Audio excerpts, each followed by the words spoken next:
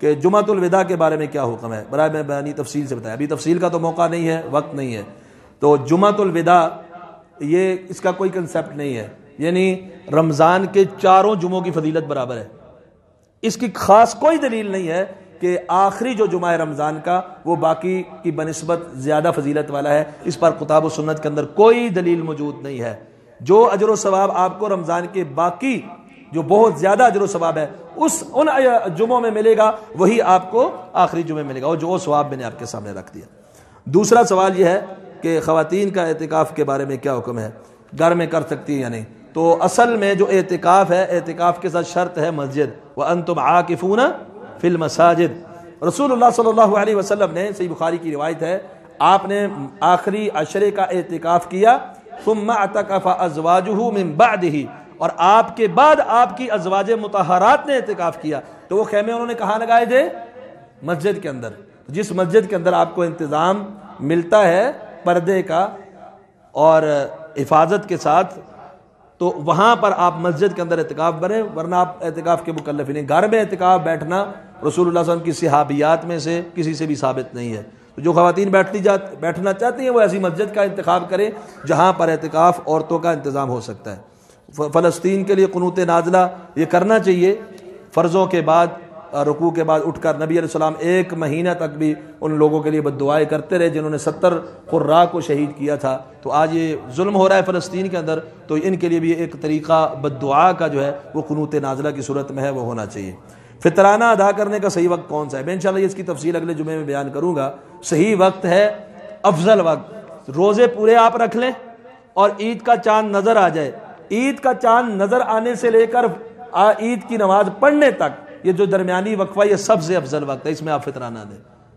اور حضرت عبداللہ بن عمر رضی اللہ تعالیٰ عنہ سے ثابت ہے 1 یا 2 دن پہلے وہ بیٹھ جاتے تھے صدقہ وصول کرنے والے، تو فطرانہ آپ جمع کر سکتے ہیں 1 یا 2 دن پہلے۔ ابھی سے فطرانہ دینا یہ درست نہیں ہے، آخری 2-3 دنوں میں دیں، یا بالکل چاند نظر آ جائے تو پھر دیں۔ اور بعض لوگ یہاں پر یہ بھی کہتے ہیں، میں وضاحت کروں وقت بھی نہیں ہے، کہ جی اگر آخر میں دیں گے تو وہ پھر بیچارہ مسکین کپڑے کیسے بنائے گا، اپنے عید کی خوشیاں کیسے تو فطرانے کا مقصد کیا ہے؟ نبی اکرم صلی اللہ علیہ وسلم نے فطرانے کا کیا مقصد بیان کیا ہے؟ کیا نبی علیہ السلام نے کوئی اونی یا سوتی کپڑا مقرر کیا ہے؟ کوئی داری دار یمنی کپڑا مقرر کیا ہے؟ کیا مقرر کیا ہے؟ صاع من طعام، کھانے کا 1 صاع، 1 ٹوبا۔ تو جو حدیث ہے کہ فطرانے کا جو مقصد بیان کیا ہے، آپ نے فرمایا طہرۃ للصائم، روزے دار سے جو غلطی کمی کوتاہی ہو جاتی ہے اس سے پاکی ہو جاتی ہے فطرانہ ادا کرنے سے۔ اور دوسرا مقصد کیا ہے؟ طعمۃ للمساکین، مسکین کا کھانا ہو جاتا ہے۔ تو مسکین کو عید والے دن آپ نے کیا مہیا کرنا ہے؟ کپڑے آپ زکوٰۃ دیں، آپ صدقہ دیں، آپ دیگر اس کو اپنے جگر صدقات ہیں وہ دیں، یہ فطرانہ تو کھانا ہے اس کا، تو وہ تو عید والے دن کوئی بھوکا نہ رہے، ہر ایک آدمی کے گھر میں کھانا موجود ہو۔ فطرانے کی مقدار اجناس میں کتنی ہے؟ 1 صاع، یہ جن انشاءاللہ اگلے جمعے کو اس کی وضاحت کی جائے گی۔ 1 صاع تقریباً 2.5 کلو بنتا ہے، 2.5 کلو کھلا ڈلا بن جاتا ہے، 2.25 کلو بن جاتا ہے۔ وہ بھی جو آپ کا طعام ہے، مثلا گندم آپ کا طعام ہے، آپ زیادہ کھاتے ہیں، یا چاول آپ کا طعام ہے، اس کا 1 صاع دے دیں۔ بیرون ملک میں رہائش پذیر اپنے عزیزوں کا فطرانہ پاکستان کرنسی میں ادا کر سکتے ہیں یا وہ خود ادا کریں؟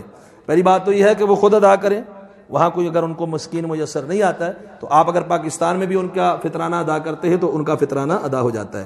جبکہ وہاں پر عید 1-2 دن پہلے ہوتی ہے، تو 1-2 دن پہلے پھر دینا ہے، یعنی ان کی عید کی نماز سے پہلے فطرانہ دینا ہے، یا تو وہ خود، اگر آپ نے بھی یہاں سے کسی مسکین کو دینا ہے ان کے قائم مقام، تو ان کی عید کی نماز سے پہلے دینا ہوگا، یہ نہ وہ عید پڑھ لے تو آپ دوسرے دن دیں، تو وہاں وہ ایسے فطرانہ ہوگا ہی نہیں۔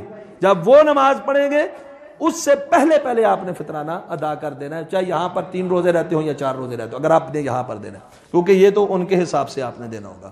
صدقہ فطر کس نے ادا کرنا ہے؟ کیا صدقہ فطر لینے والا بھی صدقہ فطر ادا کرے گا؟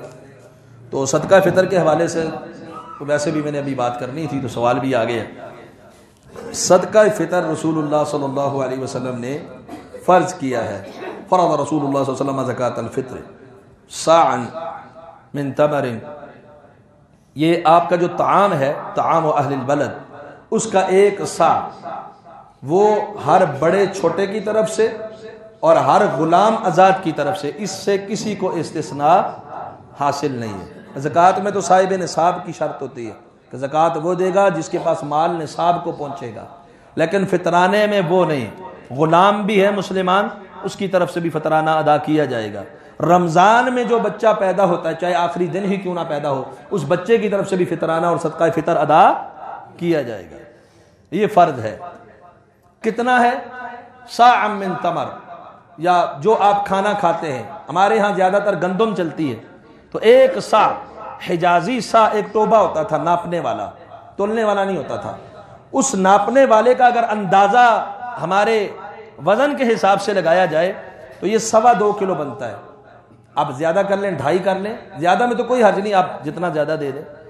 تو یہ آپ نے جو کھانا ہے مثال کے طور پہ گندم کے حساب سے اگر آپ دے رہے ہیں تو گندم کے حساب سے 2.25 کلو گندم کا جو ریٹ معلوم کر کے مارکیٹ ریٹ، یہاں پر لوگ یہ بھی پوچھ رہے ہوتے ہیں سرکاری ریٹ پہ ہم نے دینا ہے کہ مارکیٹ ریٹ پہ، اصل تو کھانا دینا ہے، طعام دینا ہے نا آپ نے۔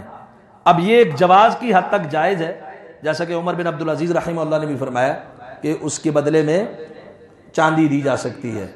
امام بخاری علیہ رحمہ کا بھی یہی موقف ہے، امام یحییٰ بن معین رحمہ اللہ نے بھی یہی فرمایا ہے کہ فطرانہ اگر آپ غلے کے بجائے چاندی دینا چاہیں تو دے سکتے ہیں، جواز ہے اس کا۔ تو جب آپ اس کو کھانے کے بدلے میں قیمت ادا کر رہے ہیں کہ وہ اپنی مرضی سے خرید لے، تو وہ سرکاری ریٹ پہ کہاں سے خریدے گا؟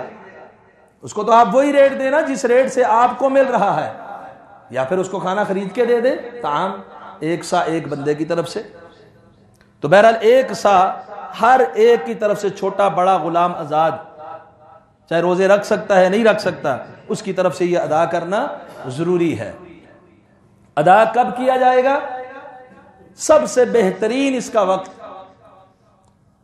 شوال کا چاند نظر آ گیا، روزے ختم ہو گئے، اور عید کی نماز سے پہلے پہلے، عید کی نماز سے نکلنے سے پہلے پہلے اس کو ادا کریں، شوال کا چاند نظر آنے کے بعد آپ ادا کریں، یہ سب سے بہترین وقت ہے۔ وگرنہ سیدنا عبداللہ بن عمر رضی اللہ تعالی عنہما وہ 1 یا 2 دن پہلے جب فطرانہ وصول کرنے والا بیٹھ جاتا تو ادا کر دیا کرتے تھے۔ یعنی اگر بیت المال کا نظام ہے، وصول کرنے کا کوئی نظام ہے، لوگ جمع کر کے آگے بیچتے ہیں، تو وہ 1-2 دن پہلے جمع کیا جا سکتا ہے، اور اس کو آپ نے یا آخری 1-2 دن میں دینا ہے، یا سب سے بہترین ہر چاند نظر آنے کے بعد اگر آپ نے ڈائریکٹ مسکین کو دینا تو اس مسکین کو حوالے کر دیں، جمع کرنے والے کو دینا ہے، 1-2 دن پہلے بھی آپ ادا کر سکتے ہیں۔ اس کا مقصد بھی رسول اللہ صلی اللہ علیہ وسلم نے بیان فرمایا، ابو داؤد میں حدیث نمبر 1690 ہے، آپ نے فرمایا کہ جو روزے دار سے غلطی، کمی، کوتاہی، رفث، لغو ہو جاتا ہے، طہرۃ للصائم، روزے دار کے لیے یہ پاکیزگی کا باعث ہو جاتا ہے، فطرانہ صفائی ہو جاتی ہے، فطر سے ہے نا فطرانہ، روزے ختم کر کے اب فطر شروع ہو گئی تو فطرانہ دینا ہے، اور اس کی روزوں کی پاکی ہے، اور دوسرا یہ مسکین کا کھانا ہے۔ بعض لوگ شروع میں دے دیتے ہو جی اپنے کپڑے خریدے گا، یہ کرے گا وہ کرے گا، اس نے کھانا ہے، اس کا یہ کھانا ہے، یہ طعام آپ نے اس کو دینا ہے۔ مقصد اس کے کپڑے آپ نفلی صدقہ کریں، زکوٰۃ دیں، دیگر خیرات آپ کریں نا، صرف خالی فطرانہ ہی تو نہیں نہ دینا، 2 کلو 2.25 کلو 2.5 کلو گندم ہی تو نہیں صرف دینی، تو اس لیے یہ آخر میں اس کو ادا کرنا ہے، پہلے اس کو ادا نہیں کرنا، یہ فطرانے کے لیے اصول ہے۔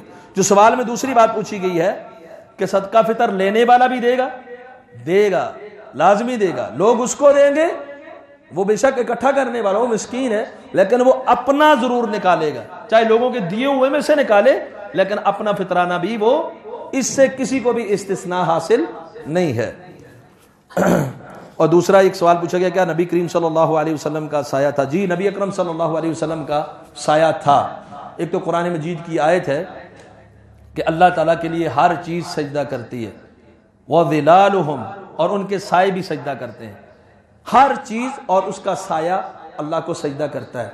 اب اس سے رسول اللہ صلی اللہ علیہ وسلم کے لیے استثناء کہ ان کا سایہ نہیں تھا، اس پر قرآن و سنت میں کوئی دلیل موجود نہیں، ایک روایت۔ پھر مسند امام احمد کے اندر اور دیگر کچھ کتب احادیث کے اندر احادیث موجود ہیں کہ رسول اللہ صلی اللہ علیہ وسلم نے جب ایلا کیا تھا 1 مہینے کا، آپ 29 دن بعد تشریف لے آئے، تو ام المؤمنین فرماتی ہیں کہ اچانک میں نے رسول اللہ صلی اللہ علیہ وسلم کا سایہ نمودار ہوتے ہوئے دیکھا، سایہ نمودار ہوتے، رسول اللہ صلی اللہ علیہ وسلم کا سایہ احادیث سے ثابت ہے، ایسی کوئی حدیث نہیں ہے جس میں یہ ہو کہ رسول اللہ صلی اللہ علیہ وسلم کا سایہ نہیں تھا۔